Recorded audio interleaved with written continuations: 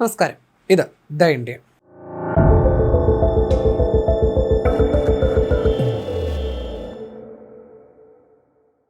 ജമ്മു കാശ്മീരിലെ ശ്രീനഗറിനെ സോനാമാർഗുമായി ബന്ധിപ്പിച്ചുകൊണ്ടുള്ള ഇസഡ് മോർ ടണൽ ഇന്ന് പ്രധാനമന്ത്രി നരേന്ദ്രമോദി രാജ്യത്തിന് സമർപ്പിച്ചിരിക്കുകയാണ്.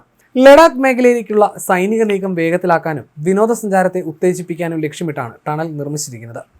ജമ്മു കാശ്മീർ മുഖ്യമന്ത്രി ഒമർ അബ്ദുള്ള, കേന്ദ്ര ഗതാഗത ഹൈവേ മന്ത്രി നിതിൻ ഗഡ്കരി, ലഫ്റ്റനന്റ് ഗവർണർ മനോജ് സിൻഹ എന്നിവരും ഉദ്ഘാടന ചടങ്ങിൽ പങ്കെടുത്തു. ഉദ്ഘാടന ചടങ്ങുകൾക്കായി തിങ്കളാഴ്ച രാവിലെ 11 മണിക്ക് ശ്രീനഗറിൽ വിമാനമാർഗമാണ് പ്രധാനമന്ത്രി എത്തിയത്. കേന്ദ്രഭരണ പ്രദേശത്ത് തെരഞ്ഞെടുപ്പ് നടന്ന ശേഷമുള്ള മോദിയുടെ ആദ്യ കശ്മീർ സന്ദർശനം കൂടിയാണിത്. ഉദ്ഘാടനത്തിന് ശേഷം പ്രധാനമന്ത്രി തുരങ്കത്തിലൂടെ സഞ്ചരിക്കുകയും തുരങ്കത്തിന്റെ നിർമ്മാണ പ്രവർത്തനങ്ങളെക്കുറിച്ച് ഉദ്യോഗസ്ഥരോട് ചോദിച്ചറിയുകയും ചെയ്തു.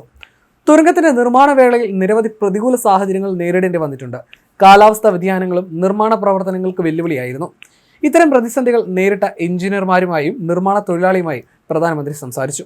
വിനോദസഞ്ചാര മേഖലയെ പ്രോത്സാഹിപ്പിക്കുന്നതിന് ഇസഡ് മോർ തുരങ്കം സഹായിക്കുമെന്നാണ് വിലയിരുത്തപ്പെടുന്നത്. ജമ്മു കാശ്മീരിലെ ഗന്ദർബാർ ജില്ലയിലെ ഗഗാംഗീറിനും സോനാമാർഗിനും ഇടയിൽ നിർമ്മിച്ച 6.5 കിലോമീറ്റർ നീളമുള്ള 2 വരി റോഡ് തുരങ്കമാണ് ഇസഡ് മോർ തുരങ്കം. പ്രധാന തുരങ്കത്തിന് 10.8 മീറ്റർ നീളമുണ്ട്. ഇതിൽ 7.5 മീറ്റർ നീളമുള്ള കുതിരലാടത്തിന്റെ ആകൃതിയിലുള്ള എസ്കേപ്പ് ടണലാണ്. 8.3 മീറ്റർ നീളമുള്ള ഡി ആകൃതിയിലുള്ള വെന്റിലേഷൻ ടണൽ, 110 മീറ്ററും 270 മീറ്ററും നീളമുള്ള പ്രധാന കൾവെർട്ടുകൾ, 30 മീറ്ററുള്ള ഒരു ചെറിയ കൾവെർട്ട് എന്നിവയും ഇതിൽ ഉൾപ്പെടുന്നു. ആകൃതി കാരണമാണ് ടണലിന് ഇസഡ് മോർ എന്ന പേര് ലഭിച്ചത്. ഇസഡ് ആകൃതിയിലാണ് ടണൽ.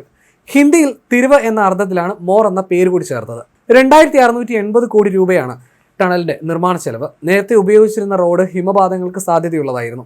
എല്ലാ കാലാവസ്ഥയിലും സോനാമാർഗിലേക്ക് കണക്ടിവിറ്റി നൽകാൻ ഇസഡ് മോർ സഹായിക്കുമെന്നാണ് പ്രതീക്ഷിക്കപ്പെടുന്നത്.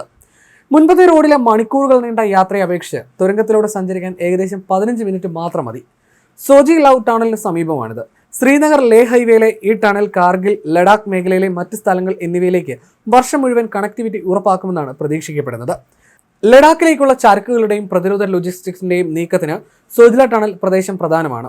ശക്തമായ മഞ്ഞുവീഴ്ച കാരണം ശൈത്യകാലത്ത് ലഡാക്ക് അപ്രാപ്യമാണ്. സോജ്ല പാസ് അടയ്ക്കുന്നതിനും ഇത് കാരണമാകാറുണ്ട്. തടസ്സമില്ലാത്ത കണക്ടിവിറ്റി നൽകുന്നതിലൂടെ ഇസഡ് മോർ ടണൽ പ്രദേശത്തിന്റെ സാമ്പത്തികവും സാമൂഹ്യമായ വികസനം വർദ്ധിപ്പിക്കുമെന്നാണ് വിലയിരുത്തൽ. നിലവിൽ നിർമ്മാണത്തിലിരിക്കുന്ന സോജ്ല ടണലുമായി ഇസഡ് മോർ ബന്ധിപ്പിക്കും. സോജ്ല ചുരം മുറിച്ചു കടന്ന് ലഡാക്കിലെ കാർഗിൽ ജില്ലയിൽ എത്താനാണ് സോജ്ല ടണൽ.